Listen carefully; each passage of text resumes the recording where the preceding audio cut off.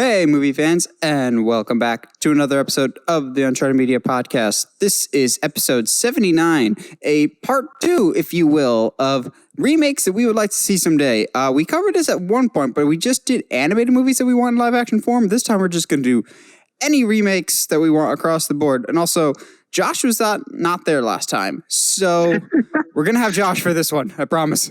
How you doing, Josh? Boy. I'm hanging in there, man. I'm starting to find ways to keep myself busy that aren't in front of a screen. So that's positive. I don't know if you saw. I need to post it somewhere, but my dad had been collecting like plastic bottles for a few weeks, and he filled them up with water. And because he had just finished sharpening the katana that he had, and we just I saw that video. Yeah, I started chopping up some plastic bottles. It was fun. He's got to work on his swing. He does, but I mean, at the same time, like we weren't really going technique, more just the slice. To kick us off, you been watching anything good? Not really lately. Because I've been trying to fill my time with something not being in front of a screen. I haven't really watched anything new lately. So you haven't seen 1917 yet, you slacker. I know. I did show my dad The Mandalorian. Yay? My dad had never seen it. Yeah, they both came out in November. Well, I was supposed to say they both came out in November, but I'm thinking of Knives Out. Yeah. Show him 1917, dang it. I'm getting to it. Leave me alone. There's some weird connectivity issues going from my phone to casting it to the TV, so I'm trying to figure them out. That's weird. Yeah. If nothing else, you should be able. Is it a smart TV? Yeah, that's what's weird. Is I shouldn't be able to just use the Voodoo app. Yeah, I'd have to look at your. That's true. That's your stuff again. That's true. So we'll see. Anything besides The Mandalorian that you've been watching? Not really. Like I said, I've been trying. How to forget? I think Focus Features did a Harriet Tubman movie, and we watched that this past weekend, which was very good. Is this the one just called Harriet? Yes. Okay. And I grew up watching like plays and stuff of Harriet Tubman, so like kind of knew everything what was going to be happening and stuff. But I mean, it was very well acted, and I wouldn't be surprised if there's a lot of up and comers acting wise from this film that we'll be seeing shortly. Huh. Nice. I actually have a couple. I've been watching a lot of stuff lately, and I'm going to have a lot more time on my hands to watch stuff now. But I got a couple that I would really recommend to people. There's a documentary that I watched on Hulu that I didn't even know was there. They don't advertise it very well.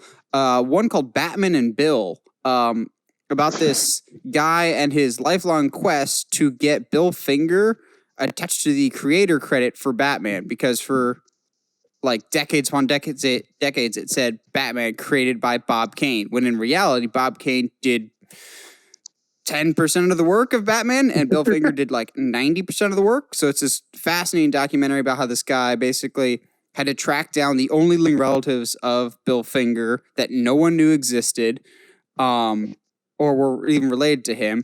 And it all leads up to Batman versus Superman, which was the first movie to ever credit Bill Finger as Batman created by Bob Kane with Bill Finger. So at least something good came out of Batman versus Superman. I mean, yeah, outside of Martha. But thankfully, I've seen some actual movies. I've seen quite a few good horror movies. I finally got around to seeing Mike Flanagan's first ever movie, Absentia, earlier today. It's clearly his first film.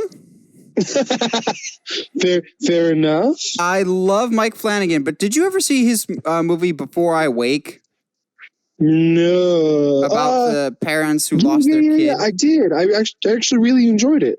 It's more akin to that. It's not very scary. It's more about this woman, her husband. She's just been announced.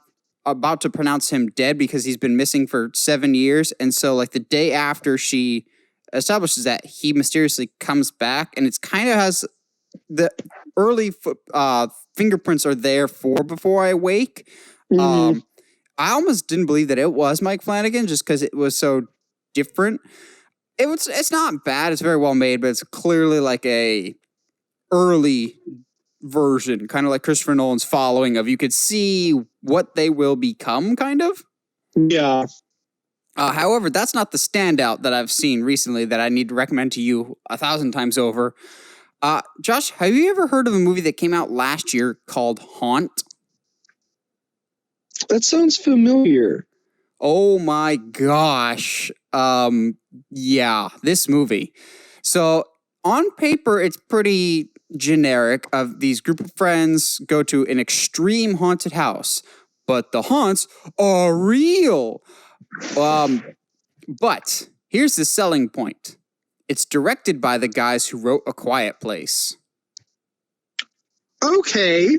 And it is the single most unnerving and edge of my seat white knuckle I've been in a horror movie in literally years. That's fair. And this is the biggest ringing endorsement I can give to any horror movie. It has been years, and I can remember, and you know the last horror movie that I said this about. It's the only horror movie that I've seen in a long time that I actually had to watch happy things afterwards and actually kept me up. Yeah. Horror movies, I typically like to enjoy them. This one actually stuck in my craw for a little bit, and when it was over, I could actually like exhale and breathe because it was so tense and nerve-wracking. But this one I was just like, oh, that one's sticking with me for a little bit. Okay, Fail Army, here we go. I know the feeling. Like, there's the people in the haunted house with their pretty generic masks and whatnot, but when you think you know the direction it's going to go, it doesn't. That's good, though. Very few movies these days are able to keep you on your toes. Yes. And for how low budget it is, they actually really managed some good scares, but also some really good gore, too. Nice. There's something that, I'm not going to tell you what happens, but there's something that happens with a hammer and teeth. I'm good. Nope, see Haunt, man. It's so good. Also, I finally saw the Benicio del Toro Wolfman. And? I don't get all the hate, but also when I got to the ending, I understand all the hate. Yeah. Of like, when I'm watching about 80% of the movie, I genuinely didn't get why people crapped on it for so much. And then we get to the final, like, last 20 to 30 minutes of the movie, and it's like, oh, yep, here's why. Well, I mean, yeah, no movie's perfect, especially a Del Toro movie. But the problem is, they're just like, well, the main Wolfman, we spent so much time with him as the main character, we can't actually have him end up being the bad guy. So we kind of have an Incredible Hulk Abomination situation. Okay. I'm like, no. It was better when there was only one Wolfman. Okay, that's fair. But before we get into our news, yes. Incredible Hulk is a perfect segue for me, actually. Okay. We may or may not. So this is a big rumor. Take it with a grain of salt. This is a very, very late-breaking news, like dropped about 30 minutes to 45 minutes ago. And again, take this with a huge grain of salt. Okay. Well, we may be in quarantine right now, but it seems like Marvel Studios may still be having virtual discussions with certain actors who provide us with some good news. Okay. No, I haven't heard this, so I don't know what you're about to say. For those that don't know, Some Good News is a YouTube channel that was started to promote positive news and energy while this whole COVID-19 thing is happening. And it was started by one John Krasinski. Yes. Okay, I think I know because I happened to watch it this morning. Yes. So, rumors that are circulating as of about an hour of recording this are that Mr. K and Marvel may have be in discussions for a future project. Because he does. So the line that he says in the video in this week's episode. Yes, he's like addressing the fan art, and he's kind of like jokingly talking about how creepy it is that people. And this is the closest I'll ever become to being a superhero. Yep, and then he kind of like dead at the camera. This look. Oh man. But yes, as soon as I saw that, I was like, oh my gosh. And I saw in the comments, the top comment was Michael Scott. It's happening, everyone. It's happening. Yep. Because it feels like years now, the fan speculation and hope was that he would be Mr. Fantastic and his real life wife, Emily Blunt, would be Mrs. Fantastic in a Fantastic Four movie. Which I would love. I still hold out hope that's going to happen because, I think where there's smoke, there's fire. Again, take this with a big old grain of salt because it's a rumor right now. Yeah.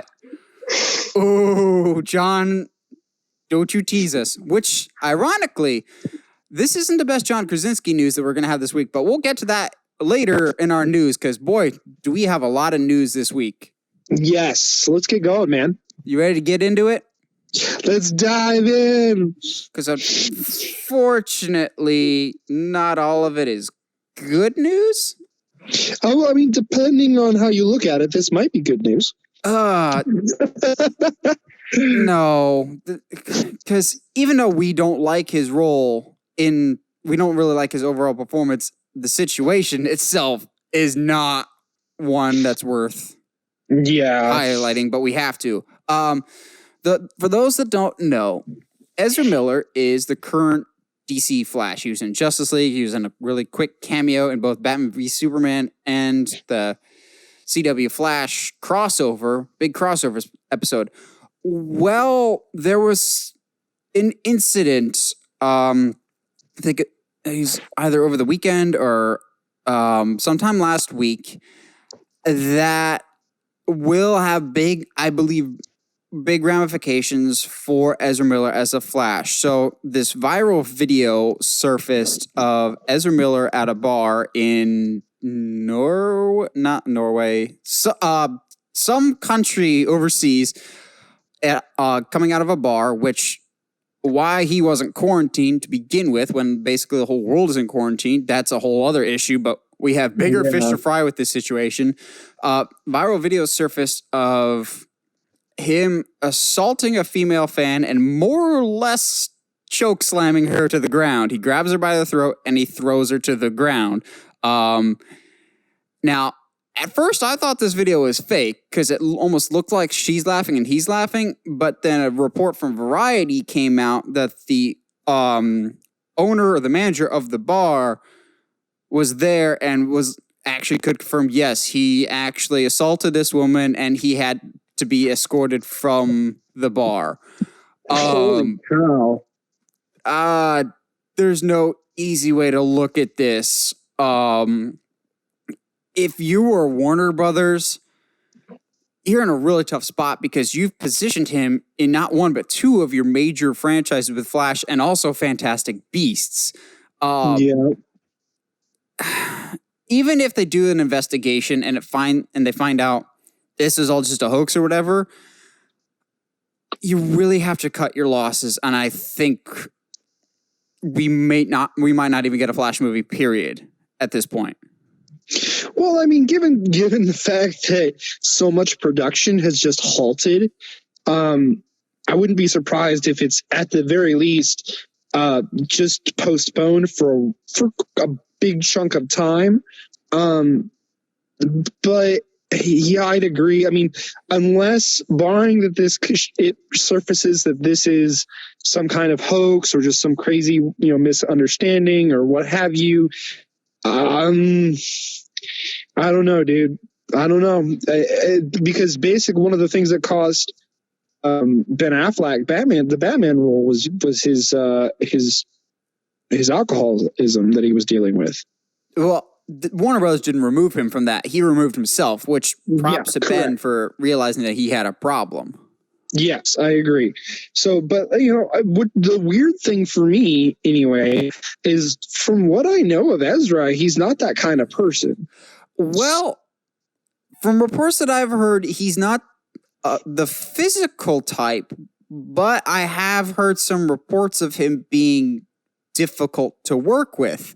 Now, to start a beef war, apparently, some people apparently on Twitter were not that surprised, including the original writers of the Flash movie that were fired by Ezra Miller due to creative differences.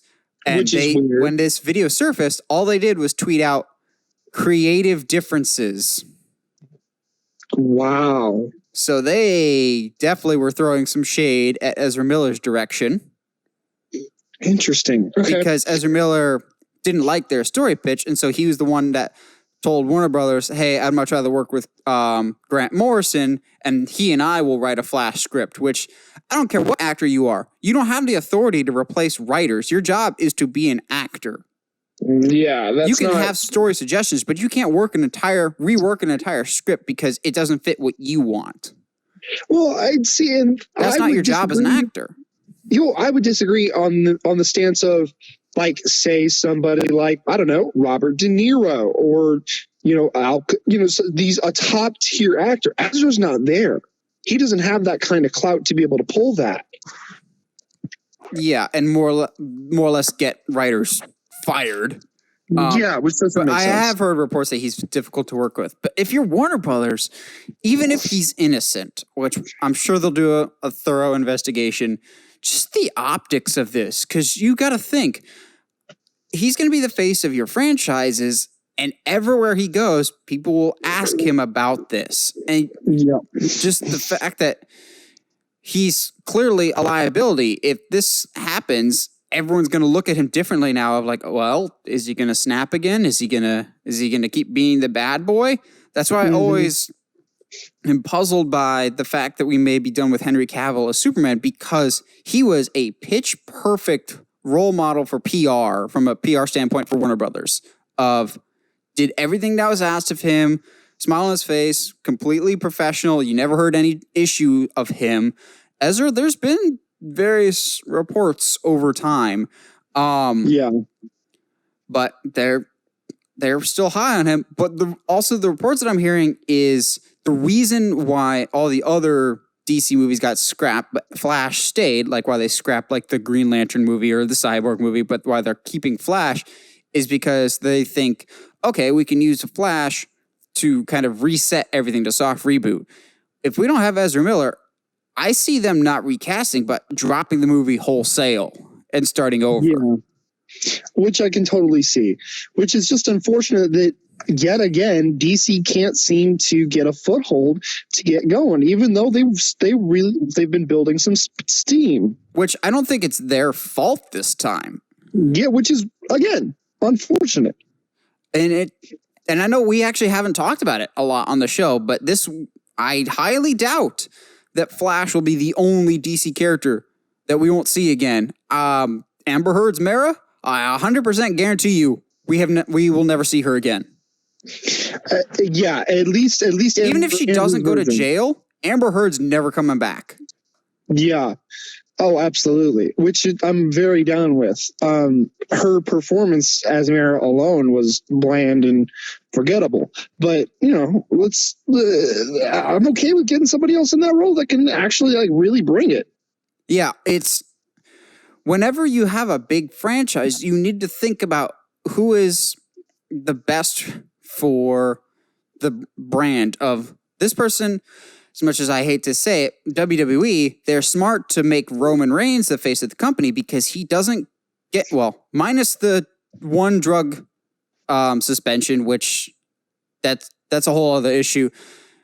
He's been a good face of the company for public representation. You always want that. And Ezra, this is not a good look, not just for Ezra, but it makes Warner Brothers look bad. It makes DC look bad. You got to take that into account. And I think, I'm afraid, and I hope DC doesn't do this. My worry, though, is that they'll be like, okay, everyone's in quarantine. By the time we get out of this and actually start filming Flash, people will have forgotten about this. No, the internet's got long memories. I hope that that's not the route that they go, and they just hope everyone forgets about this. Yeah. Because no, we can't have a person that assaults women as our Flash. Well, and because here's the thing, because when Christian Bale had that whole outburst on a sound guy, apparently, and later on it came out that it was somewhat justified, but even then, he got roasted for that though. He did, but on the same token, everyone was like, "Oh yeah, but he's Christian Bale, like he's top tier acting quality. The guy can act out of a paper bag." So like, Ezra Miller just isn't that, and I don't. But even then, I don't care that it's Ezra Miller. Like, we've made no qualms about the fact that we hate Ezra Miller's Flash. I'm sorry, but even if it was Henry Cavill's Superman that was in this situation, one, that's hard to believe, but two, even if it was, I would say good riddance to him too. Fair enough. Because, no, that type of behavior is never okay. I don't care if it's a man or a woman. You don't assault somebody just because they ridiculed you. It's just not, there's so much that's not okay about the situation. And the fact that nobody at Warner Brothers or Ezra Miller's camp has come out and either said, oh, yep, this is a hoax, or like tried to diffuse the situation or apologize, it's not a good look around. Yeah, it's not. So, I mean, so then let me ask you this. Who would you bring in as the replacement? If we're keeping the movie? Yes. Okay, here's the tough part. And it's frustrating because my top pick already exists in the DC universe. Oh? In a perfect world, Chris Pine is my Flash. Yeah. People want him as Hal Jordan. I see him more as Barry. I can see that as well. I want Grant to stay away from live action. He just doesn't do it for me. And I've yelled and screamed this to Heather before, and she's in the same boat as me. It's such a weird nitpick, but when we get Flash, can he please be blonde if it's going to be Barry? It's almost about the same thing as my weird nitpick with Wolverine. Like, I feel like I shouldn't have to say that he needs to be like short or average height. He shouldn't be 6 foot tall. But I feel like that to me is an important thing of the character. Yeah, Chris Pine's up there. I would like Chris Pine as Flash. Someone suggested him, like, I hate that I like this idea, but Andrew Garfield. Yes. Dude, he's got, yes. I would love that. Are you kidding me? Because his physique actually matches Flash, like, spot on. Like, in shape, but still slender, because Flash should not be bulky or jacked. He's toned. Yes. I also think, his natural charisma and his natural humor would come out a lot easier, and it would come across better as Flash as opposed to being Spider-Man. Yes, because Flash is a good-looking dude, not Peter, who's supposed to be average-looking. Yes, and which is another weird complaint about Andrew Garfield's Spider-Man. I like that a lot, actually. I like that way more than I feel like I should. It's because you just like Andrew Garfield. Not you too, but... Well, but here's the thing, is he's done a lot of stuff since then, and his acting has become so much better. He's kind of like Robert Pattinson post-Twilight. They both had major franchises and had falling outs from them, but kind of dug down deep and did a lot of quiet indie stuff. Mm-hmm. Well, I mean, even what was that film, that war film he did? The other... Hacksaw Ridge? Yes! He's great in that movie. Oh, yeah. So... either Chris Pine or Andrew Garfield, but I think this is the end of Ezra Miller, and rightly so, because if this is true, screw you, Ezra Miller. You don't deserve to headline any franchises anytime soon. Yes. And let alone that his role in the Fantastic Beasts franchise is weird. And now it's, after the second one, a huge piece but not an unrecastable piece. Yes. If we've learned anything, especially with all the stories I've been reading recently about War Machine and all the whole recasting process of that, everyone is replaceable. Well, even Harry Potter's familiar with recastings. That was a much more unfortunate situation with Richard Harris and Michael Gambon, but Harry Potter knows recastings. Yeah, like it's not hard to do. Yeah. Well, that's the last of the really tough, serious news. Everything's a little bit more regularly scheduled programming. And our next news topic, I'm hard-pressed to think of a news topic that I have been more excited about than this one, because when I read this headline a few days ago, I genuinely squealed with excitement for at least 10 to 30 seconds. Yeah, I got a text message from you in all caps. Which that's so you know it's serious, is it's in all caps. Yep. So, like the John Krasinski talking with Marvel, take this with a grain of salt, but this has a little bit more basis to it than the Marvel rumors.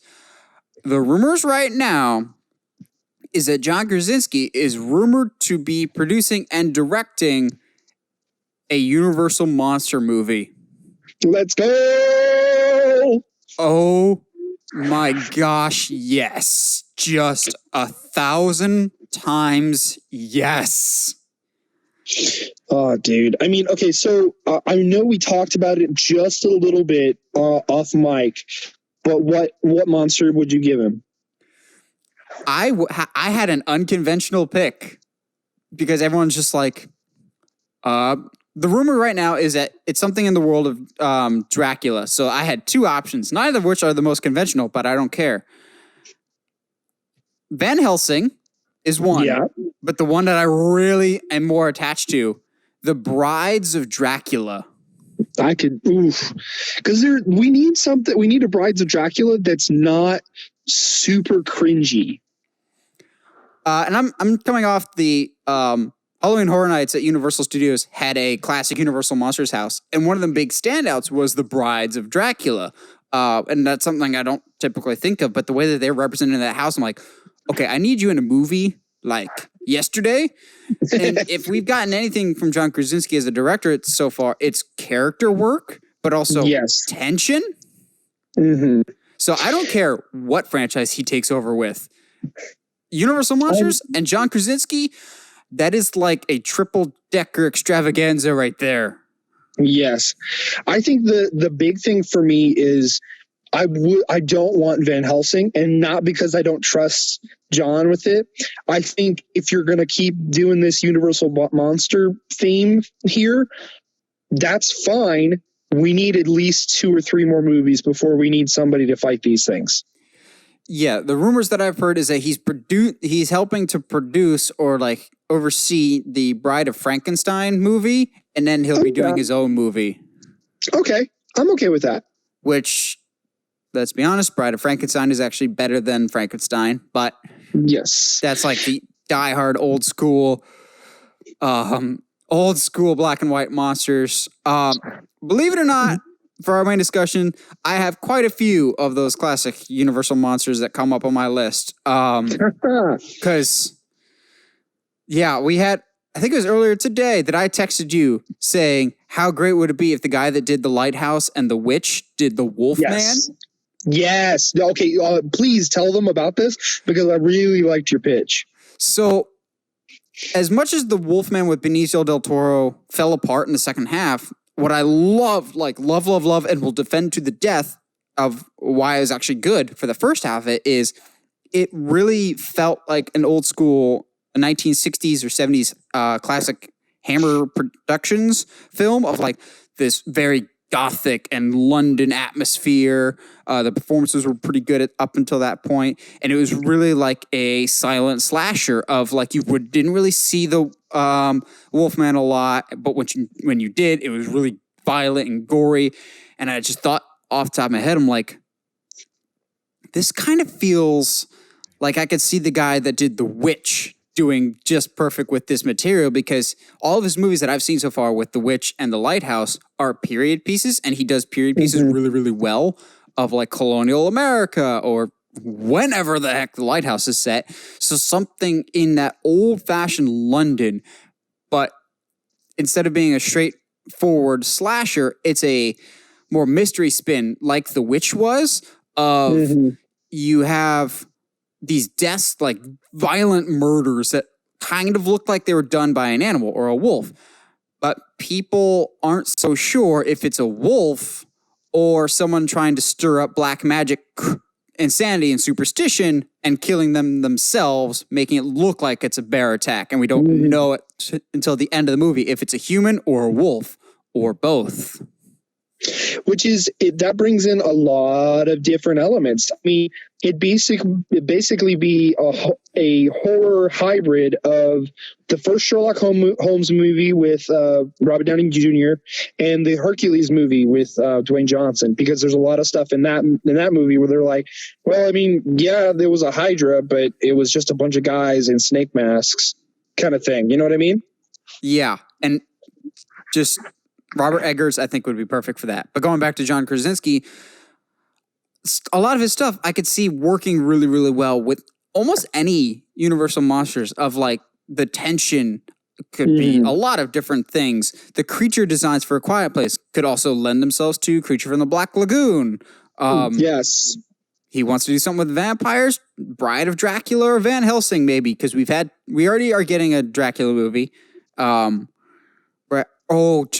a match made in heaven to me. John Krasinski, one of my favorite up-and-coming directors, because I loved A Quiet Place, and I can't wait to see A Quiet Place 2, mixed with one of my favorite horror franchises with the classic Universal monsters. Just, oh my gosh, that just sounds perfect.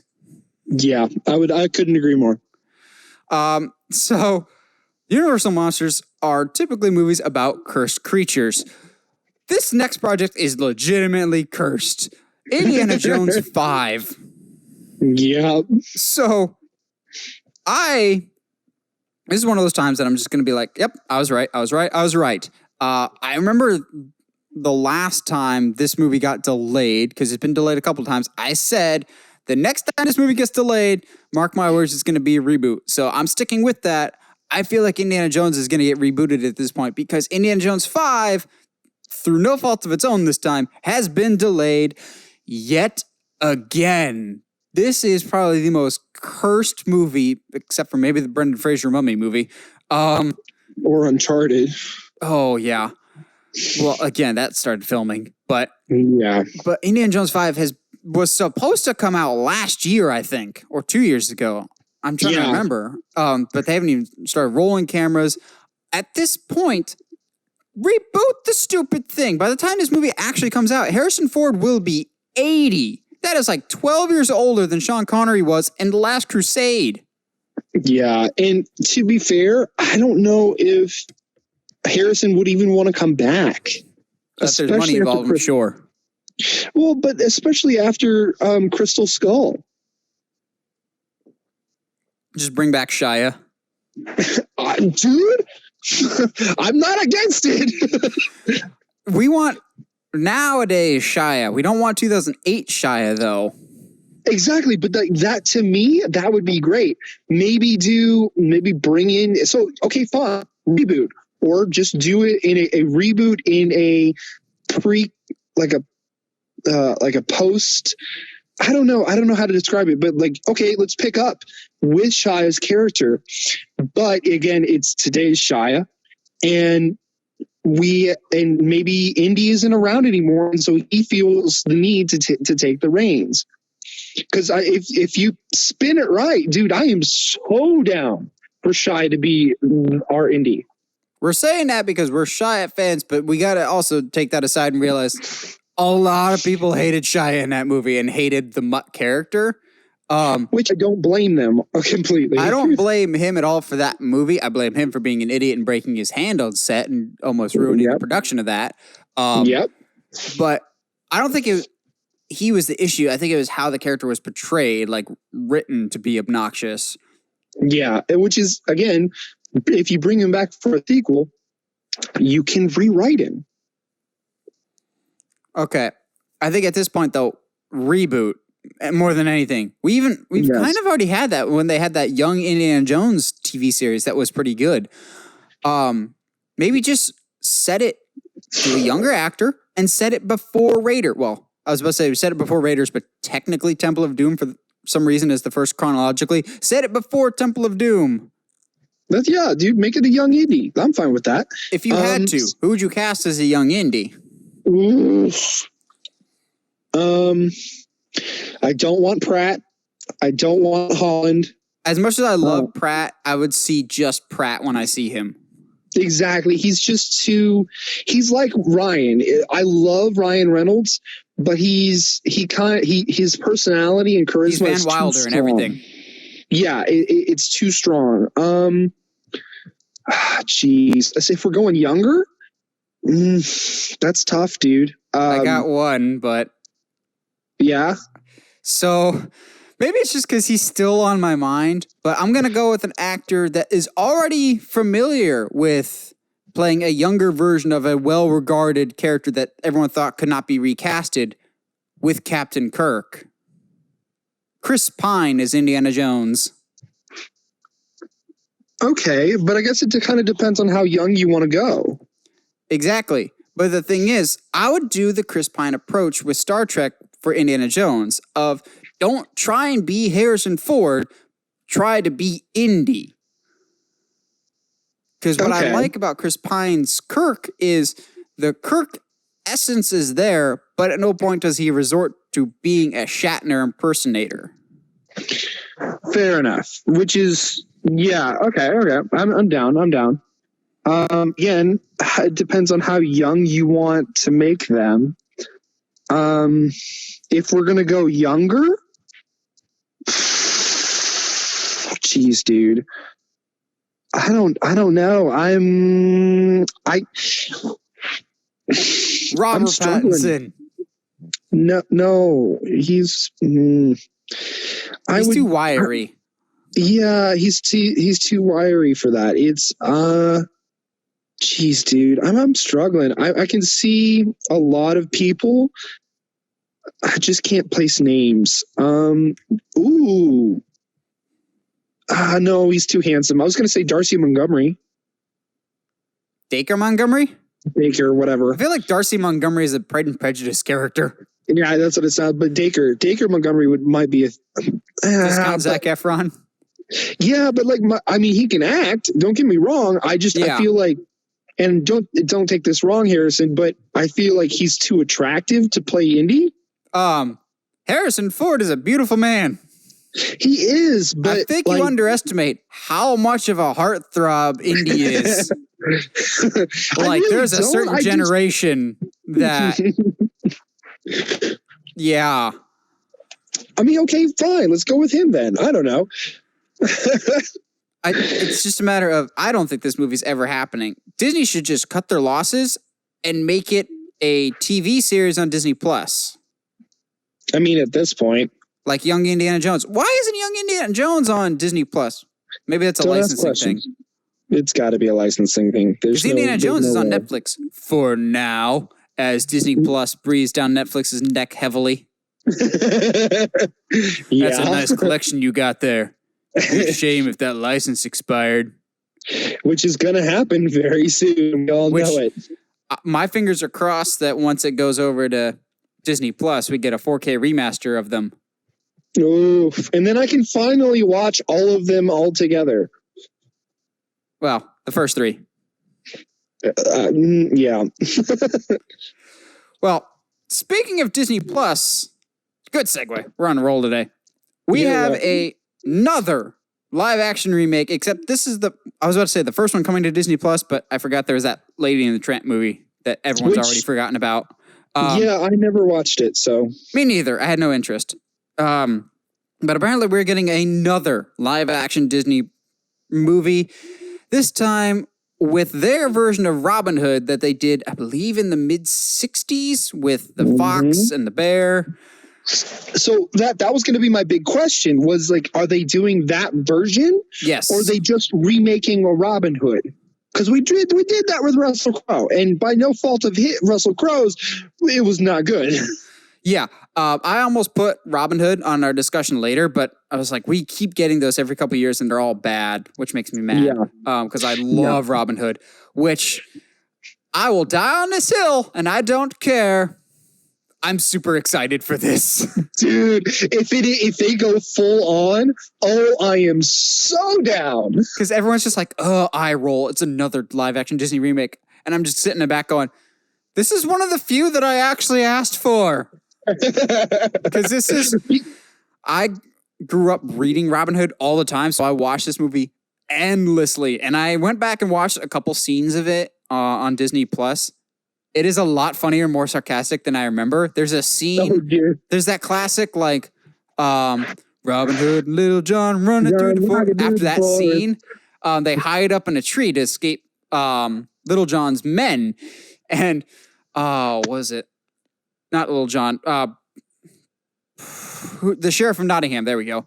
They hide up in a tree, and Little John's like, one of these days, the sheriff's going to catch us and make us hang. And Robin, being a total jerk, just goes, they don't have a rope big enough to hang you, Little John. That's the thing I think I loved about that film was, I think for me and since then, it felt like Robin and Little John were best friends. Yeah, that's a relationship that I feel like kind of gets underplayed a lot in the movies. And I don't think I realized as a kid how much they just basically copy and pasted Baloo from Jungle Book. Oh, dude, yeah, that's Baloo. Yeah. They don't even try and hide it. Like, the animation's the same. Yes. The color's just a little bit different. But I loved the Robin Hood movie. And if it means we get something closer to the traditional Robin Hood, I'm all for it, because I've been really frustrated the past few Robin Hood outings. The Taron Egerton one, the Russell Crowe one. That these Robin Hood movies, they keep trying to do some different and groundbreaking spin on Robin Hood. I'm like, it's not broken. You don't need to fix it. It's a classic literary story. There's nothing to change about it to make it better. Just stick with what works. Heaven forbid, the last good Robin Hood movie was in 1992 with Men in Tights. I think the thing that I'm most excited about this, though, is the technology they're going to bring. Because if it looks like Jungle Book was fine with that. Jungle Book was cool. Lion King, while had its shortcomings, it was cool to see the characters for the most part come to life. So now if they are going to go full tilt on this, as I feel like they need to, we're going to take those two concepts and literally flip them on their head. We're going full Redwall. We're doing it. We're going full Redwall. Which I would say, don't go full Lion King, though, because one of the big criticisms, myself included, with Lion King was you made it so realistic that the reactions just didn't really fit. Yes. So with this, still allow for some over-the-top expressions and animations and movements. Make them look realer than they actually are, but still show, okay, these are animated characters. Yes. And if it's not too much, have at least one or two cameos from Men in Tights, please. I think it's going to be it's a challenge that I don't think that they realize they're kind of accepting, because if they do this wrong, it'll look weird and it'll look terrible. Okay. So my brain's thinking, because that's always a dangerous thing. You remember how in Men in Tights, Patrick Stewart made a cameo at the end as King Richard? Yes. I would love it if at the end of this Robin Hood, they get Kevin Costner to be King Richard. I would love that, honestly. Or like Russell Crowe to play Robin's dad or something. And Benedict Cumberbatch is the Sheriff of Nottingham. Let's go. And Bill Murray just keeps the inside joke going, and he's Little John because he was Baloo. Yes, absolutely. And again, I keep bringing him up, but Chris Pine for Robin. I wouldn't fight you on that, honestly. Because he was actually a really good Spider-Man voice. He was. I honestly think this would be a good spot for him. Yeah, there's a lot of people that I'd be down for. I'm just really excited about this one. It's not the top of my Disney wish list for remakes. We'll get into that later. But this was one that I really enjoyed as a kid, and I'm not mad at all, actually, that they're remaking it, because it's like Jungle Book to me of, I liked it, but it's not like sacred to me like Lion King or Mulan is, to the point of, you better not mess this up. I'm like, you can change some stuff about this so long as it's still a Robin Hood story. Yeah, absolutely. Which is really, I mean, I would like to keep the narrating rooster. That to me is kind of important, but I'm not going to fight anybody if they don't have it. Yeah.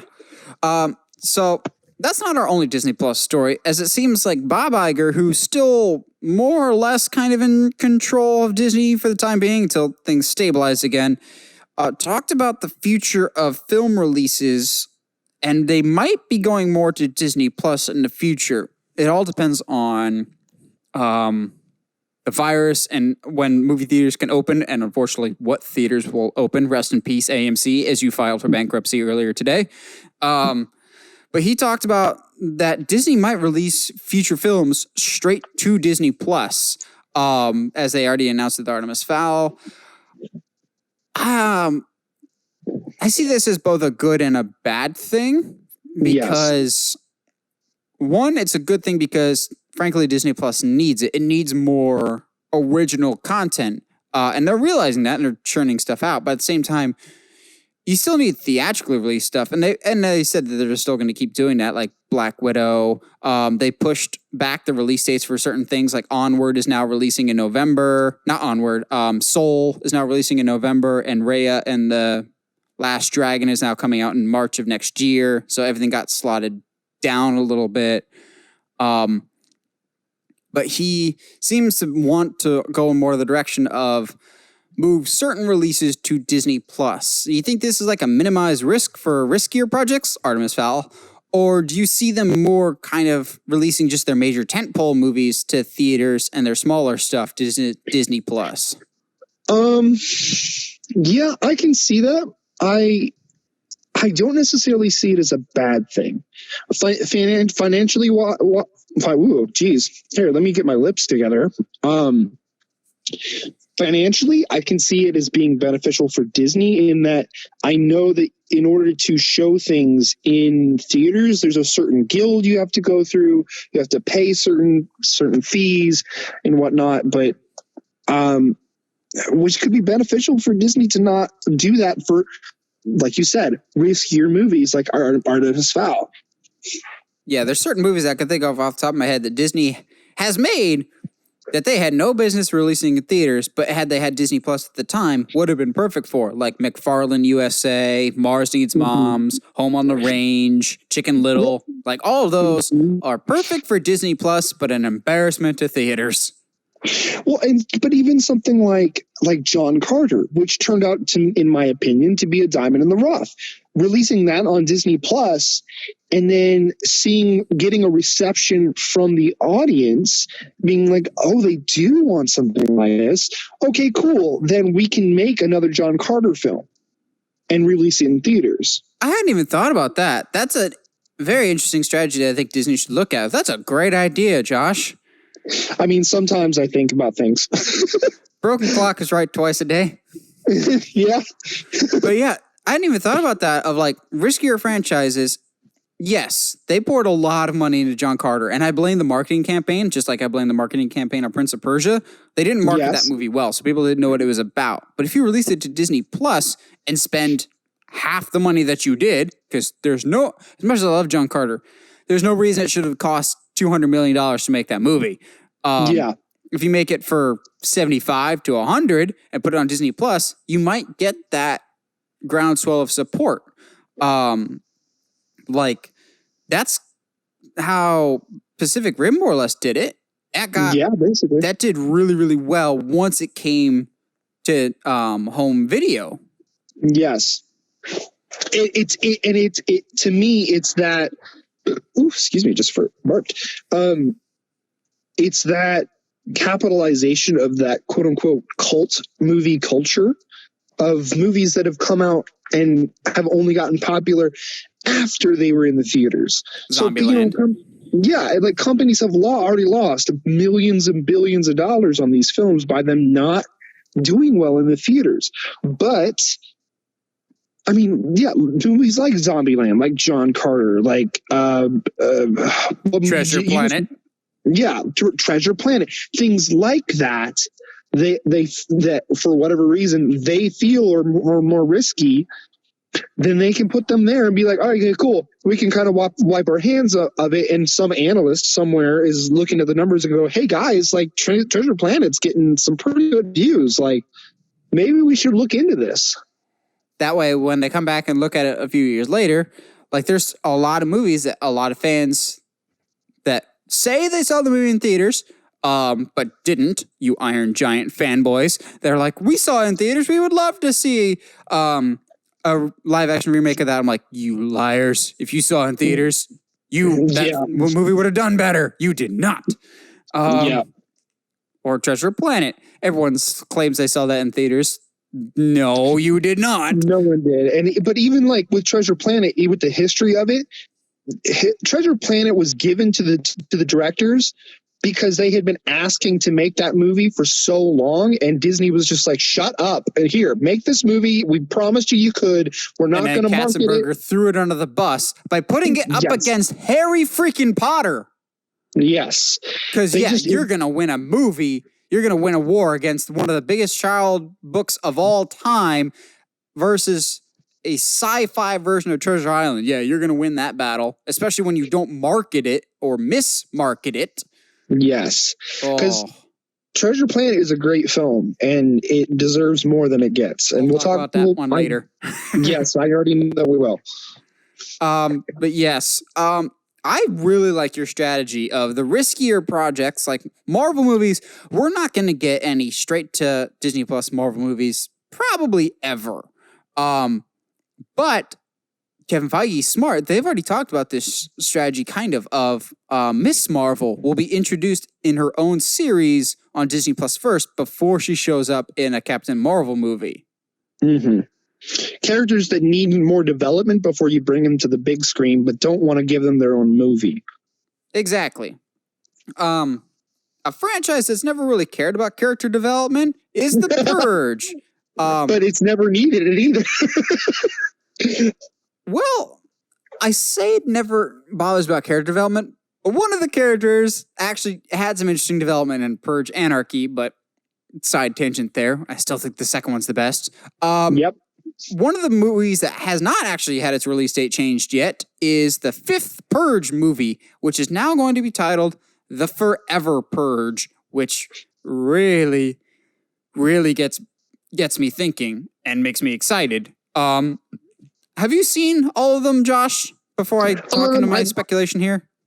Some shape or form, I have seen all of them. Now, I do think I've seen the second one the most. Second one's the best, that's why. Yeah, but I mean, at least that's the one I'm going to remember the most. But all I want to know is, did you see the third one? I did, and I didn't mind it. Yeah, I don't mind it either. I say the third one, though, because I think it's odd that they did the first three, and then they did a prequel with The First Purge, which is weirdly enough the fourth movie that they made. It's super confusing when you're talking about it. I don't think that movie did as financially well as they were hoping, so I think they're going to shift their attention back to the original timeline, and the Forever Purge makes me immediately go, oh, are we going to live in that world post-Purge 3 when we find out that they got rid of the Purge, but people weren't happy that we got rid of the Purge? Because I think that's an open canvas for storytelling right there. Yes, it's that aftermath of, okay, now you guys aren't allowed to do whatever you want. Sorry. And then does that actually incite more violence than the Purge itself by having the Purge taken away? Correct.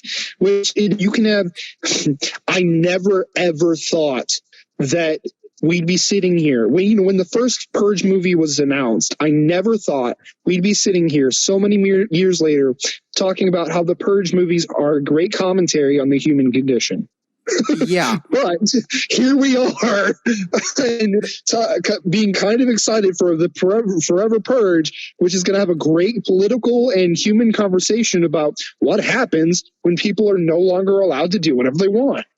And the Nostalgia Critic had a great analysis of this because he hated the first one, as I think we did. We thought it was fine, but he brings up a great point. I completely agree. Of the fascinating thing about the Purge is with each passing entry, it kind of retcons itself and improves itself by adding new layers to the story. First one, not that great, but it wasn't great because, and the characters act the way they do because they're really, really rich and well off. So of course they think the Purge is fine because more often than not, nothing happens to them. The rest of the world, it's completely messed up and killing them.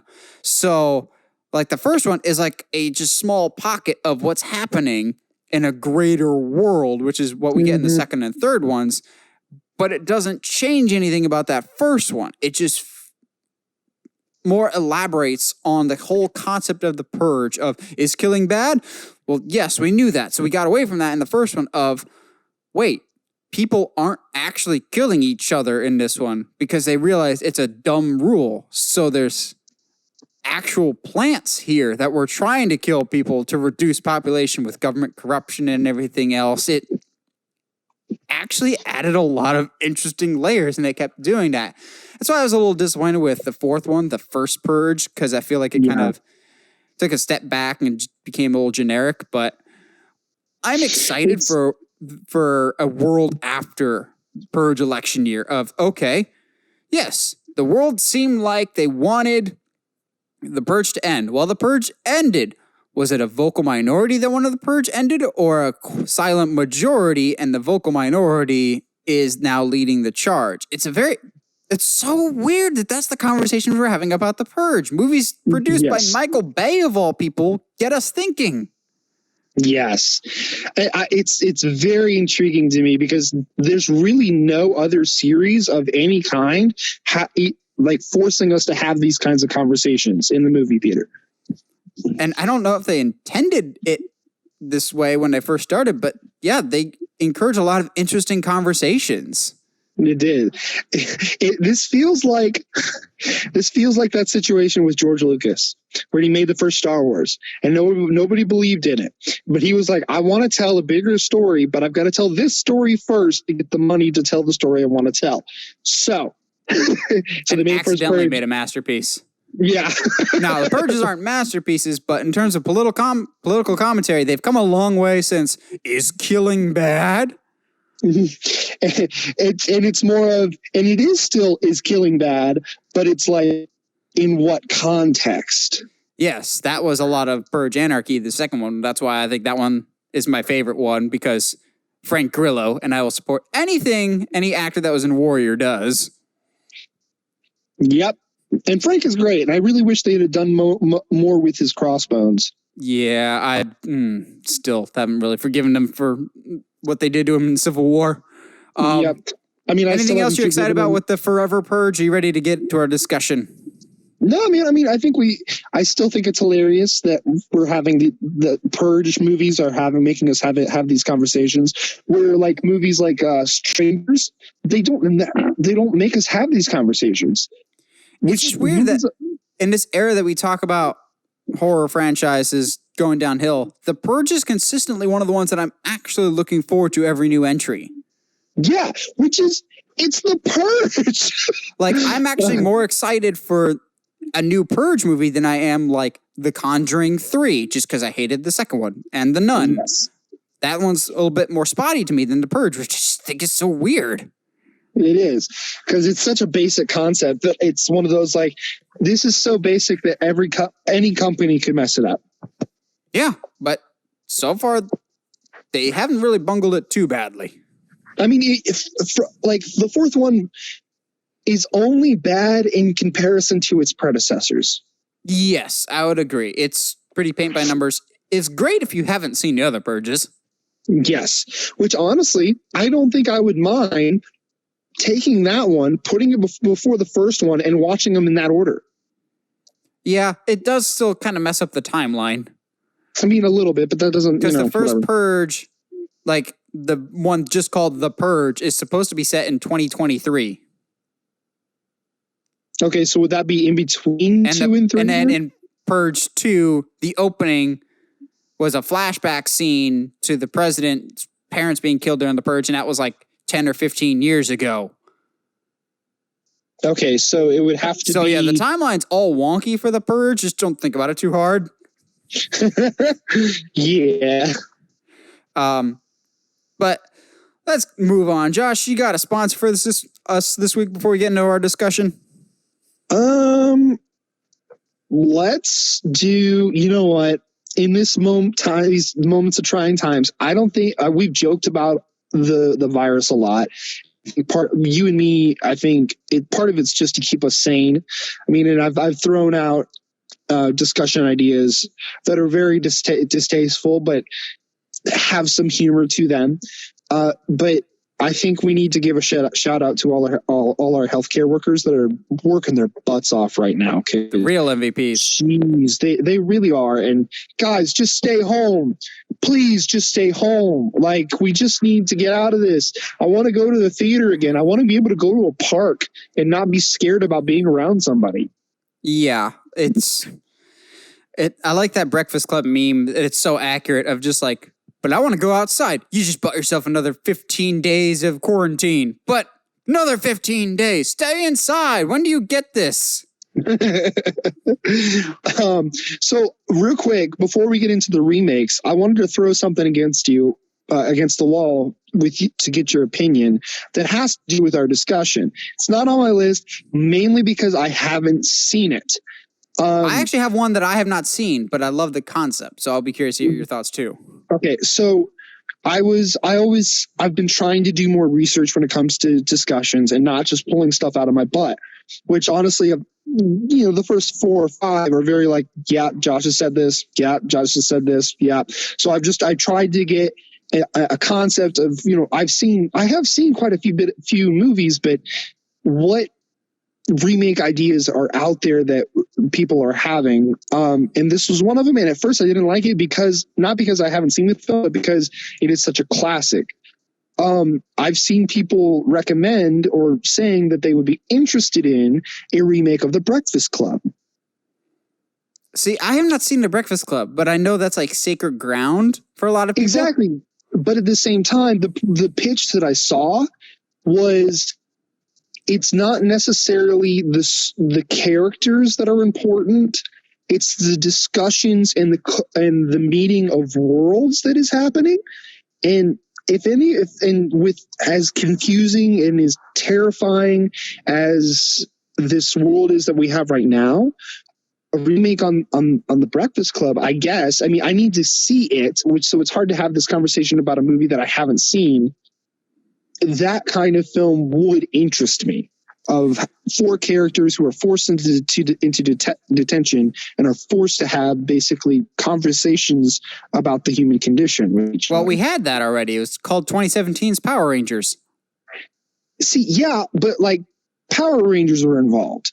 But still, they're trapped in detention and had to work through their problems by opening up to each other. Yes, but only because evil was on the horizon, and not to minimize Power Rangers, because it is genuinely one of my favorite films. But I want a situation in a movie to have those conversations where nothing is at stake except, hey, maybe we should be good people. Fair enough.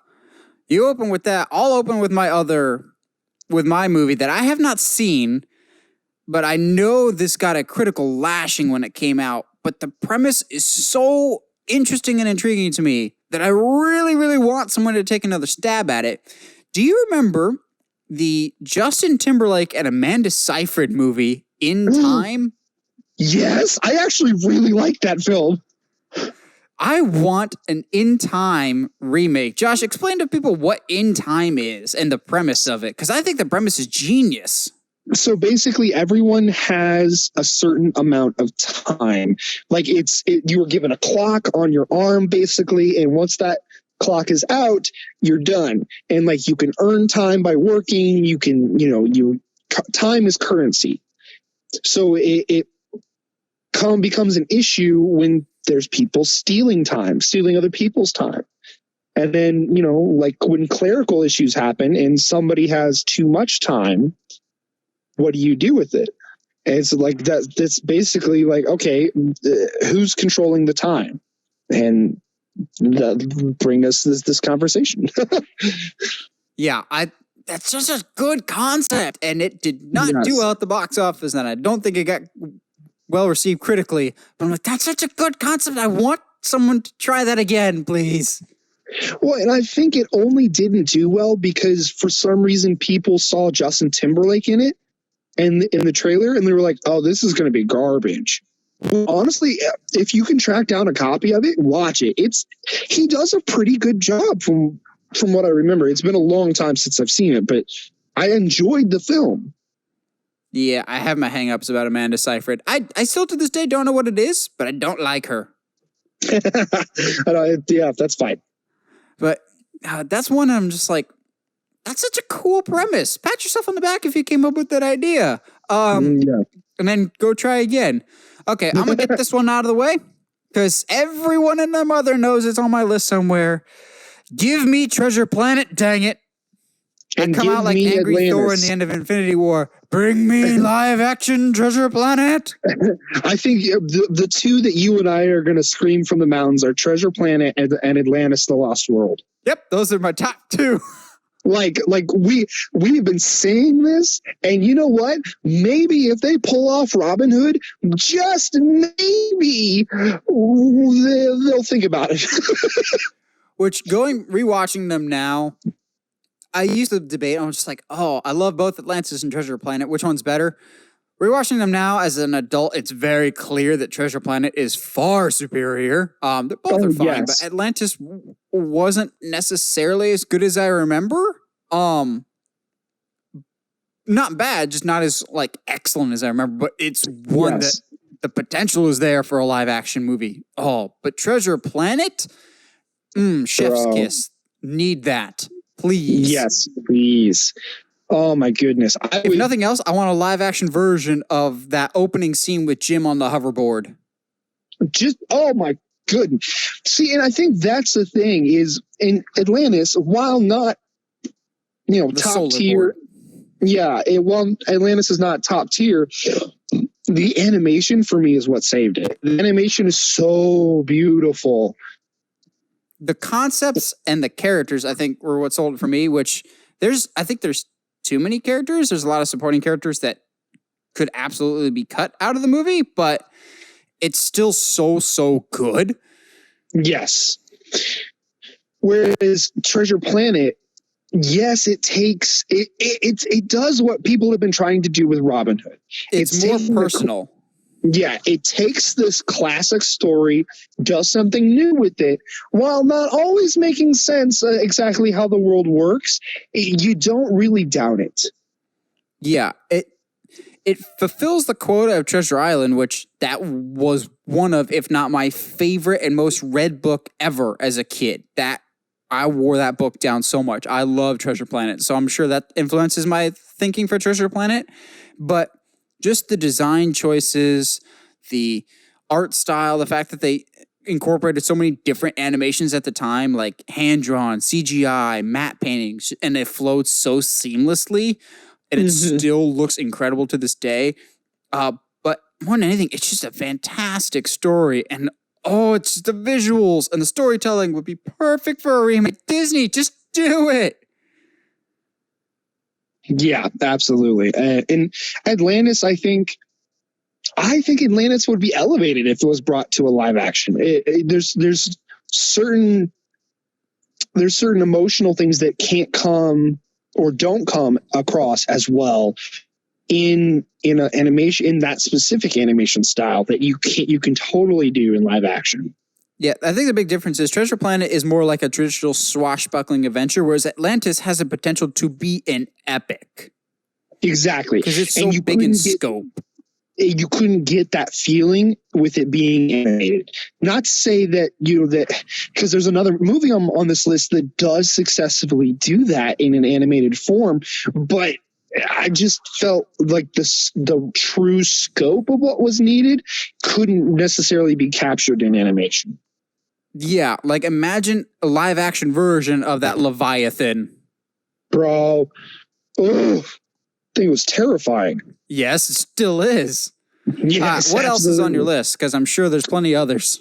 So because I am able to say this now because it got canceled. It's no longer in production, and we just watched it, so it makes me want it. I need a remake of Green Lantern. Like it's ASAP. on my list too. Yeah, like it needs to happen. I can't just sit here and you play around with the Justice League and not include Green Lantern. And Zack Snyder's in the corner going, well, he was in my version. No one cares, Zach. Shut up. Go back to Venmo or wherever you come from. Quibi. Oh, did you see the numbers for Quibi? No, I haven't. It's got 300,000 subscribers. That's real low. Yeah. Whereas Disney's going, we just passed 50 million. Yeah. Okay. All right, Quibi. In a side discussion, I don't understand the point of Quibi. So, because you can put that kind of stuff. You know who founded Quibi? Who? Jeffrey Katzenberger. Why does that name sound familiar? He was the CEO during the Disney Renaissance before him and he was the head of Disney film division during the Disney Renaissance before him and Eisner got in a big old argument and he got fired and got sent to DreamWorks. Yeah. Interesting. I mean, I like the idea of it, but anyway, what you got? It's a longer version of Vine. Yes, it is. Anyway, Green Lantern. Why do you feel that we need a Green Lantern? There's so much potential, not just with the character of Green Lantern, whether it's Hal Jordan or Jon Stewart. More Jon Stewart, please. Just the idea of the world that could be Green Lantern. I think one of my biggest issues with the Ryan Reynolds Green Lantern wasn't any of the performances, but how narrow of a scope that they chose to go with the story of Green Lantern as a universe and as a lore is so cosmic and grandiose in nature of you've got these larger than life stories and characters. For God's sake, you have a Green Lantern that is literally a planet. Yes. You could have that. There's so many storytelling possibilities, but also the idea of constructs of what Green Lanterns can build. That was also very limited in the Green Lantern movie of, I made a Hot Wheels track and a jet and a gun and a sword. There's so much more possibilities that Green Lanterns can do. And not even just the Green Lanterns, but the other Lantern Corps, like the yellow, My Boys, the blue Lantern Corps of Hope. Bro, I need red lanterns. I need red lanterns yesterday, please. Yeah, whatever. Blue Lanterns are the best.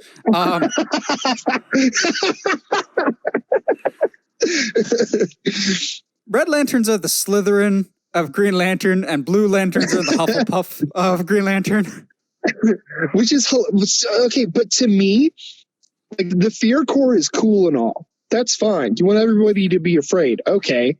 Whereas you have the Red Lantern of Rage, which literally just wants to consume everything and destroy everything. Like, or if you want to get weird, have the one and only Orange Lantern because he killed all the other lanterns because orange is the color of greed, and so he was so greedy for their other lanterns that he killed them all. So he's the only one left.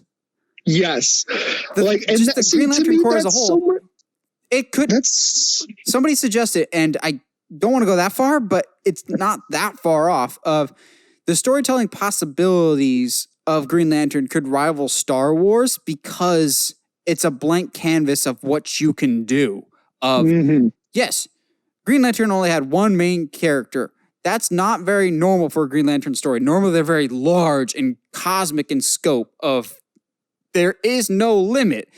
You want to have them fight in the middle of space out somewhere that we've never even heard of? Make up a planet. You can do that.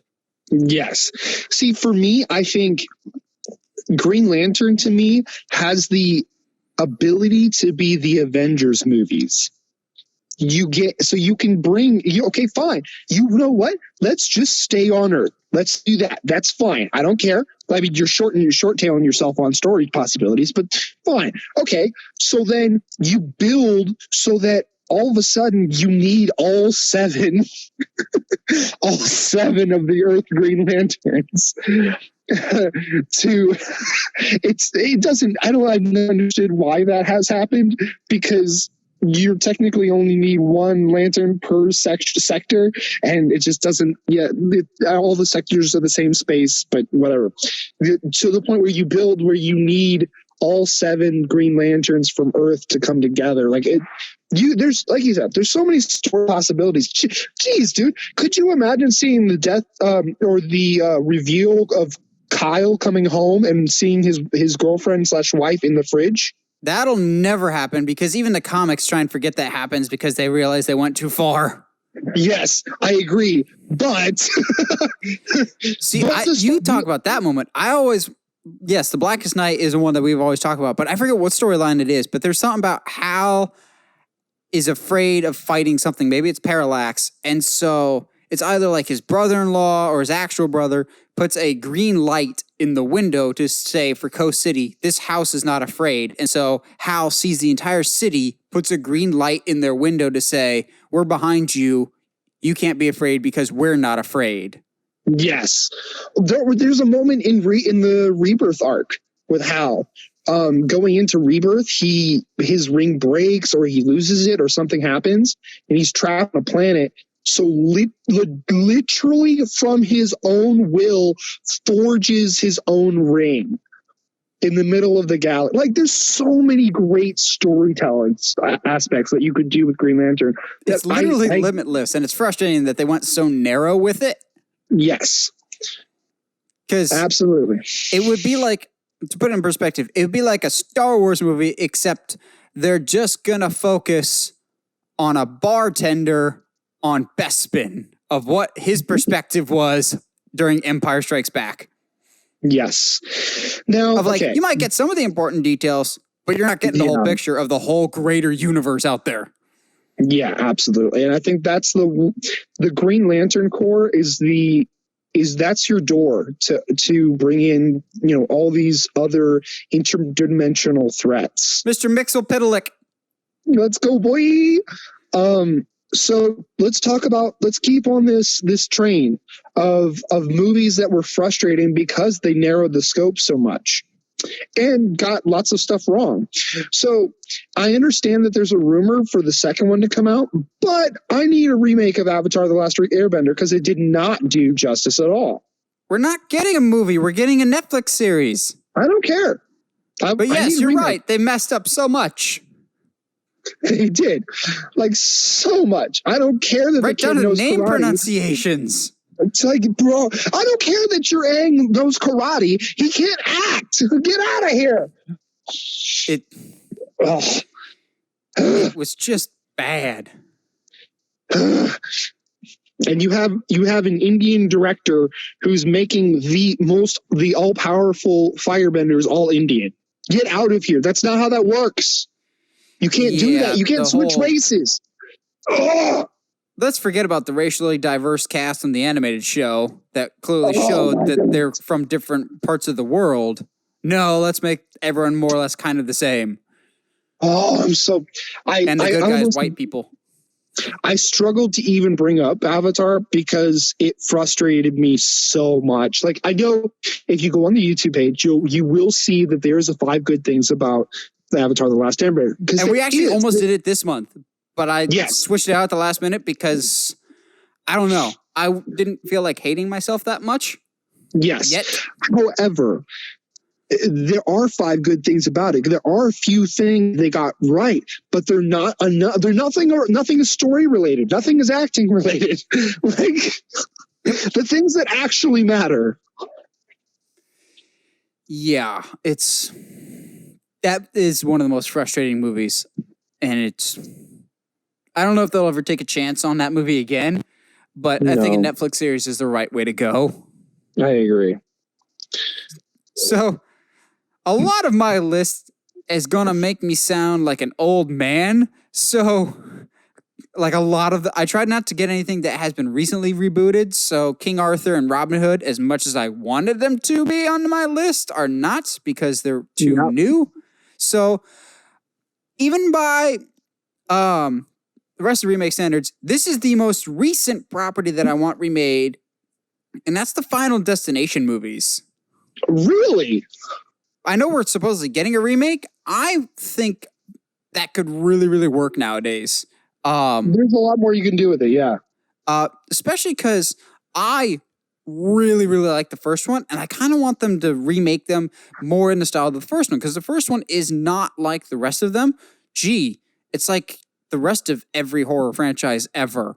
That first one was so clever and different, but it didn't rely on those, well, what's going to be the ridiculously over-the-top death that's going to happen next? No, it was this suspense. It was this suspense, really, of like, is death coming for them? And if so, are they going to be aware of it? Like, I loved the water slowly trickling down next to the bathtub in the first one, and you think, is he going to get like electrocuted or something? And then he ends up getting hung with the shower line. But it's just this sense of paranoia, because for the most of the movie, at least for that first one, there's that hint of doubt of, well, maybe the kid did actually kill all of his friends. At least that's how it looks to the police officers. And they really play up this mystery element. And I like that a lot. I liked all the Final Destination movies for being just cheesy, dumb fun. But it's something that I would like to take another look at. And I think it's one of those, like Robin Hood that we talked about earlier, with I like them, but I don't cling to them so much so that I don't think they can't be improved upon, because those people would be like, we don't need a Final Destination remake. They are good as is. There's no room for improvement at all with Final Destination, like at all. No, not They're at all. Cinematic masterpieces. Yeah, they are. Sure. Well, let's talk about something else that I enjoy. I don't know if you enjoyed as a kid, but I definitely did. I think as long as we're doing the live action remakes, can we have Anastasia? That's not where I thought you were going with that, but okay. Yeah, I would love Anastasia. I mean, I've said it once, and I'll say it a million times. This is not a Disney movie, people. No, it's not. Stop saying it's a Disney movie. But regardless, there's all these dumb people who are just like, why don't we talk about Anastasia as one of the best Disney princesses? Because she's not? Because you're a moron and she's a Warner Brothers character? But the thing is, too, though, because of how the animation is and the way that the story flows, it feels like a dark Disney movie. Yes, because everyone was copying Disney's animation style at that time. Quest for Camelot. Oh, don't you dare talk crap about Quest for Camelot. It has not aged well. It has not, but that doesn't mean I love it any less. The main character is literally just Belle. Hey, listen, all right? I need you to listen for a second, okay? I quote the movie all the time, so I'm going to need you to ease up. Why? Because you're the two-headed dragon? The quote I use all the time is from the two-headed dragon, because they're like, one of them's like, well, I didn't come here to be instead. And the other head goes, well, where do you normally go? It has a blind Carrie Elwes. And he's okay. I think that's most of Carrie Elwes' career. Yes, but regardless, a live action Anastasia would be a lot of fun. It could be a dive into Russian culture that we have not done in a long time. I mean, I also just kind of want to see a live action version of that bat. I don't know why, but my first thought is you should get Christoph Waltz to be the villain. Yes. So I am curious though. Or Bill Skarsgård. Where did you think I was going with that? I thought you were going to go with Ninja Turtles. No, I'm fine. I mean, that's another one that we just got recently. But please, can we reboot this, please, and do it right this time? I see, and my issue with those films has nothing to do with the turtles, because the turtles are actually my favorite things about those films. Yeah, the turtles are good, minus their designs. I think they over-designed them, but the turtles themselves were good. Yeah, exactly. Because I remember getting in this argument with somebody, and eventually they're like, I kind of see that. I was like, we don't need to have Donatello literally wearing a tablet to know that he's the smart one. That's just lazy character work. Well, and like even like seeing how how they did him in Batman versus the TMNT, the animated film, like he's the smart one and he doesn't have all this tech on. Yeah, they over accessorized them. Like they wanted to make toys out of them, but I'm like, there's nothing wrong with the original design. Just stick with the 90s version, which celebrates 30 years. Yes. Oh boy. Or give us the 2000s version. Yeah, the 2007 one. That was great. That was the one where they go, what the shell? And my dad heard it and was like, I know what they're covering for. You're not allowed to watch this. I was like, oh no. Oh no. I'm pretty sure every Turtles movie says that. I know. That's why I was like, dang it, he caught me. And he didn't see the one where the turtle gives a kid CPR? Correct. Good for him. No one should see that one. What else? As we all know, the Turtles invented pizza in feudal Japan. Wait, they didn't? What's your next one? I think it's no secret of my love of the Disney's Hunchback of Notre Dame. Actually, I did not know that. Really? I have a couple people that are big Hunchback fans, but I didn't know you were one of them. To me, especially the sanctuary scene where he lifts her over his head and just like screaming sanctuary. That whole scene is from him swinging across the crowd to when him getting all the way up there. Like the themes in this movie are super mature. You have the main antagonist talking about how he's gonna basically rape the main female protagonist. Yeah, that's what I'm like. I could see someone remaking it, but not Disney, because Hunchback didn't do well. That and Hercules didn't do very well for them because I think it pushed the envelope too much, especially Frollo. Yes, all of Hellfire. But see, like, I don't see that as a bad thing. I would like to see, and again, maybe you're right. Maybe somebody else needs to remake these and not Disney, because I feel like Notre Dame needs to be, like, the true story of Notre Dame needs to be told. Where the Hunchback is kind of lovable, but he makes mistakes at the end that really cost him everything that he loves. So, interesting thing is, you can actually segue me perfectly into my next one that I want to do. So, Hunchback of Notre Dame is a French novel written by Victor Hugo, the same guy that did Les Mis. I have another famous French author, I think he's French, his name sounds French enough, that I would love another remake of Gaston Leroux's famous Phantom of the Opera. Yes. You mean without Gerard Butler? To Gerard Butler's credit, at least he himself can make fun of his singing. Like, I've seen him in interviews and stuff, and he's just like, those like Wired autocomplete interviews, and he's like, can Gerard Butler sing? He's like, well, if you've seen Phantom of the Opera, no. I want Phantom of the Opera with just a straight horror edge, because that's a creepy story if you do it right. That old school gothic, grandiose nature to it of like, yes, everything looks fine on the surface, but then everything under the catacombs is not quite what it seems, and the Phantom himself is a really creepy character. I like the story of Phantom of the Opera. It scared the crap out of me as a kid when I read it. But yeah, I know it's like this big musical. I don't know if I would make it a musical.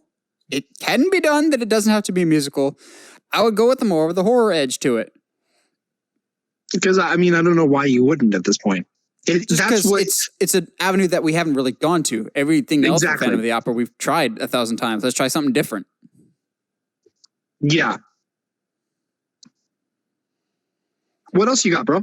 I got a lot of like old school ones. This is the one that I'm actually genuinely shocked that Hollywood has not tried it in decades, like at all, because it's such a iconic name, and I'm surprised no one at all has touched 20,000 Leagues Under the Sea. Oh, dude, yeah. Like, I honestly can't remember the last one that came out with that. Maybe it's the one that's on Disney Plus from that classic Disney movie, but there's a handful of old books that I read as a kid, and I'll talk about one later. But 20,000 Leagues was up there. I love the Adventures of Captain Nemo and everyone else on the Nautilus. I would love a new 20,000 Leagues Under the Sea, and it just feels like we have not got one of those in decades, and I don't get why, because there's so much possibility there. Yeah, I mean, did you ever see The Orb? Did I see what? The Orb with Samuel L. Jackson? I did not. That doesn't even sound familiar. Okay, look it up, or I'll find it and I'll send it to you. They kind of touch on some of the 20,000 Leagues Under the Sea stuff. I mean, it's a lot different, but still. But yeah, I would agree. There, or even like Space Odyssey. Things like that haven't been touched in forever. And while they should be considered classics, they definitely deserve to be. I don't see why we couldn't redo those. And especially with today's technology, could you imagine how amazing that would look? Yes, especially the big Leviathan/Kraken fight at the end. Yes. I think that'd be fantastic. Yeah. But it's not the top of my literary list, though. There's a, not just book, but book series that, yes, Hollywood, the most recent version, I think, was 2010 or 2011, and we haven't gotten one since. But it's frustrating to me that we have not gotten a really good version of the Three Musketeers in years. Yeah. I mean, I didn't mind the most recent. I mean, they can say most recent Disney one, but it wasn't recent. That wasn't at all. Disney. Wait, wasn't? There was a Logan Lerman one with Luke Evans. Yeah. That one was awful. No, the one with Chris O'Donnell, I love that one, but that's from the 90s. Oh, wow. Okay. Yeah, we need more. Chris O'Donnell is not a young man anymore, dude. No way, really? I really like that version, but also it's very true to the Three Musketeers story. So I think the last good Musketeers movie that I saw was The Musketeer, and I think that was 2005 or 2006 maybe. Yeah, but more importantly, I want one that we don't talk about as much, because Three Musketeers is like, yes, the famous one. We don't see or hear nearly as much about its sequel, The Man in the Iron Mask. Yes. That's a movie that just sets itself up for a sequel. Do a good Three Musketeers, and then a few years later, do the follow-up that's set many years later with The Man in the Iron Mask. I love that story, and I feel like it doesn't get as much recognition with the rest of classic literature. I really enjoy the one with Jeremy Irons and Leonardo DiCaprio. I really like the story of that Man in the Iron Mask, primarily just because it's a good continuation of the Three Musketeers story, and I want a new version of that. So, I only know this because I happened to find a clip of it.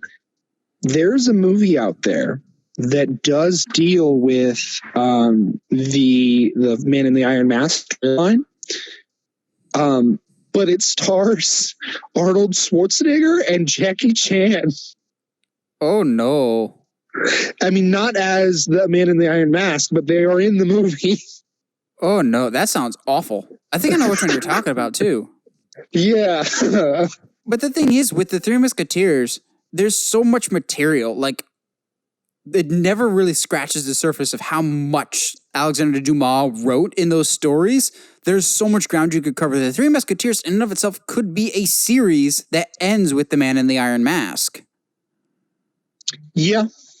Like, it could be a full-on trilogy of adventures, but I don't know why we don't get that. Yeah, I mean, I can kind of see it, but I don't know. Yeah, I know it's a little old school, but still. I have some other old school ones, but I got two more, but what else you got, Josh? I got a lot, dude. I'm actually pretty proud of my list. So I know this movie killed one of our favorite people's conversations. Killed one of our favorite actors' careers, rather. Sorry. But I would love a remake of League of Extraordinary Gentlemen. I was actually thinking about putting it on this list. Yes. I mean, the concept is really, as someone who grew up with books and I found it very interesting, the whole concept. And really, to me, the movie isn't all that bad either. Yes, it has its flaws. Yes, it's not perfect. I mean, I saw that movie as a kid and I thought it was awesome. Yeah, it doesn't really hold up, but I think the idea of it really does. I know it's based off a graphic novel, and I'm actually surprised in this age of every comic book character is getting its own movie, why we haven't gotten it since. But I like the idea of all these famous literary characters working together. Yeah, it's well, and even some of the really smart reveals of who the young kid is. I really it's his last name Sawyer. Oh, that makes sense. Oh, well, look at that. Simple things like that I really appreciated. Yeah, I think the potential was there. It was just really, really mishandled. Yes. I mean, it made Connery not want to act anymore. I mean, yeah. Which is really unfortunate. So I was still kind of holding out hope that he would show up at the end of an Expendables movie to say that he trained them all. I see, and I don't see why that's not going to happen. Outside of the fact that I don't know if Expendables movies will ever happen again. Yeah, I think we're getting a fourth one, but I'm not sure. Get Jackie Chan this time, cowards. If we don't get a Jackie Chan Jet Li team up, I don't care for these films. The Forbidden Kingdom? No. We don't speak of that movie. No. There's too much wire work in that movie for me to like it. I'm sorry. I don't blame you. I also have Daredevil on this list. Okay, yeah, that doesn't surprise me, but yeah, I would want to give Daredevil another fair shake. I mean, I think because of his popularity. Ooh, geez. Apparently, I can't talk today. I'm sorry. Because of his popularity that's been grown from the Netflix show, I think now would be the best chance to bring him into film. Now, do I think the one from the show is my Daredevil? No, absolutely not. No, I hate that costume so much. Yes, and while I love the show, that's not to me he's not throwing the sticks around. He's not doing. There's a lot of stuff he's not doing that I feel is quintessential Daredevil that makes him different than just say Batman, who happens to be blind. The thing is with Daredevil, there's a lot of interesting things on paper. Believe it or not, the topic of Daredevil that 2003 Daredevil has come up a lot in my mind recently because I've got a big video that I'm still working on the script for of basically a new version of how I would do a Nightwing movie. And not gonna lie, for better or for worse, there's a couple story beats from the Daredevil movie that I'm taking, but it's because I think they still work, not because I'm trying to rip off a terrible comic book movie, but I think on paper, they still really, really work.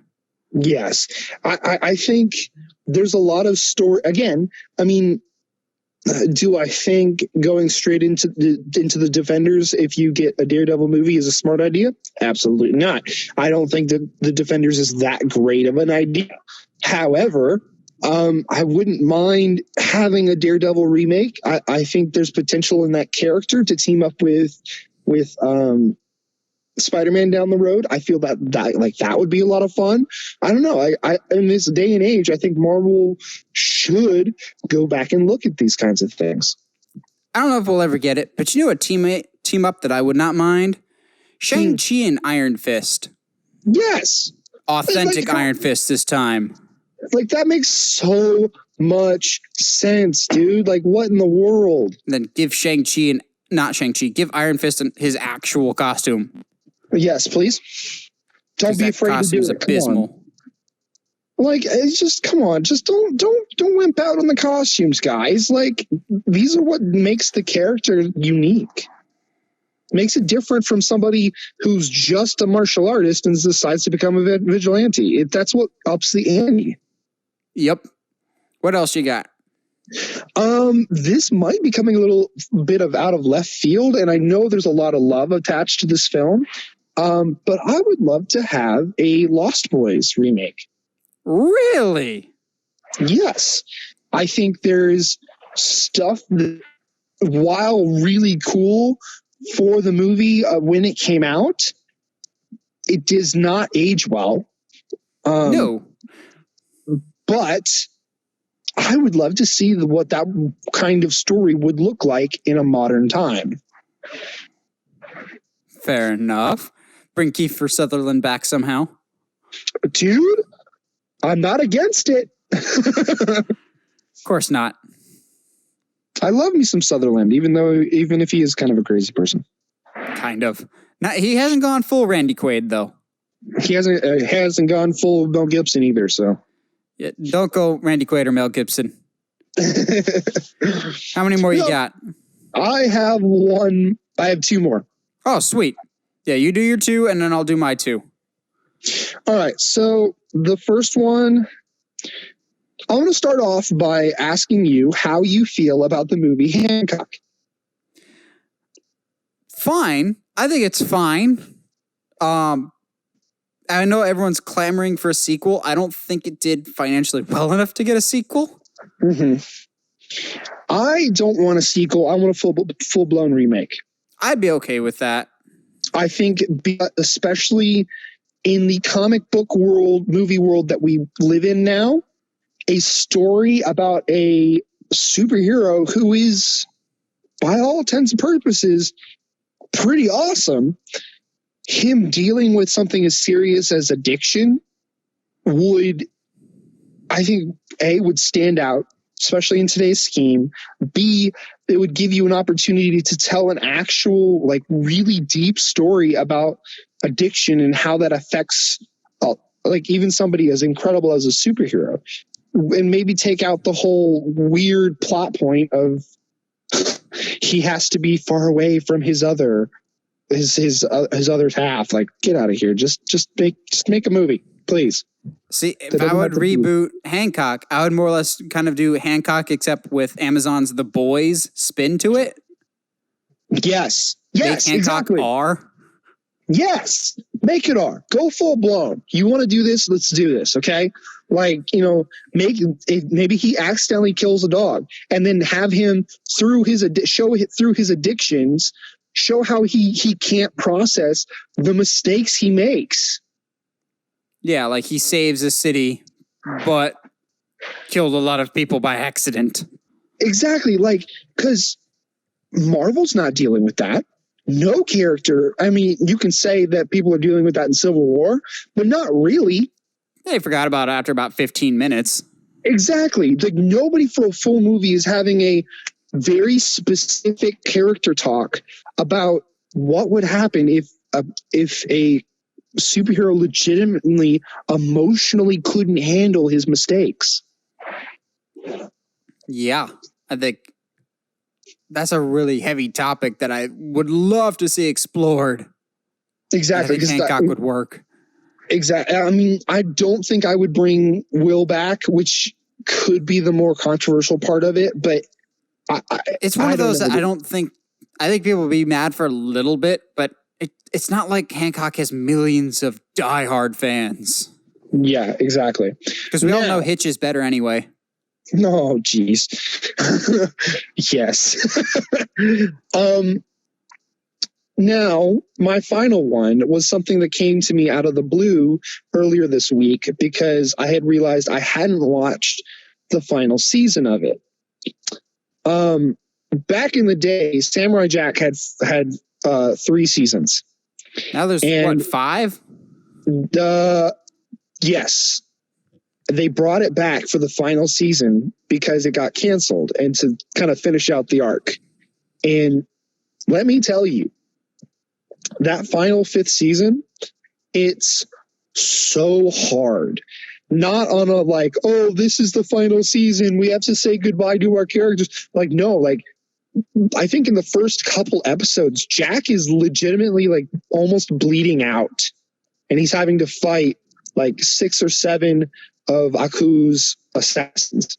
Like, he is not doing okay. And he's like, at one point he's in the middle of a battle with an assassin, and he starts having like Mad Max PTSD of like all the people that he hasn't saved because he can't seem to kill Aku. It's like that whole seriousness of Samurai Jack made me really, really want a live action movie. So what you're saying is you want Keanu as Jack? No, actually, I really don't want him as I really don't want that. Oh, so you're saying you saw 47 Ronin then? Yes, I did. I'm not proud of it. Yeah, me neither. It was one I was excited for, and I hunted it down on Redbox, and I think I forgot about it as soon as the movie was done. I forgot about it halfway in. So, but I feel like Samurai, I don't think we've really done a well-told samurai story that doesn't include a white person. Yeah. Who would you get as Samurai Jack then? Probably a no-name. Ludi Lin. Who? Ludi Lin, Power Ranger. Okay, I mean, he's a little on the young side in my mind. But I can see it. If he was a little younger, Jet Li. Not Jet Li, oh, crap. I'm blanking on his face. Yeah, Jet Li. Yeah? I do still see, while I don't want Keanu, I do kind of still have this image of Jack being a kind of a taller dude. Jack Black. Jesus. Samurai Jack Black. Get out of here. That it's like and Beverly Aku is the devil from Tenacious D. It's like Beverly Hills Ninja, but with Jack Black. Tommy Wiseau as Samurai Jack. Oh, jeez. I just Aku, I kill you now. Stop. All right, boss. Finish us out with what you got. I got 2 really, really old school horror franchises. One that seemingly gets rebooted a lot, unfortunately. But I'm going to tell you how I would reboot it correctly this time. And I know some people think Brendan Fraser's The Mummy is the be-all, end-all, the definitive version of The Mummy. We can make it better. And I know I said I wasn't going to do anything that's relatively recent, but Tom Cruise never made a Mummy movie, right? That got stuck in development hell and was never released to the general audiences who tore their eyes out seeing that movie.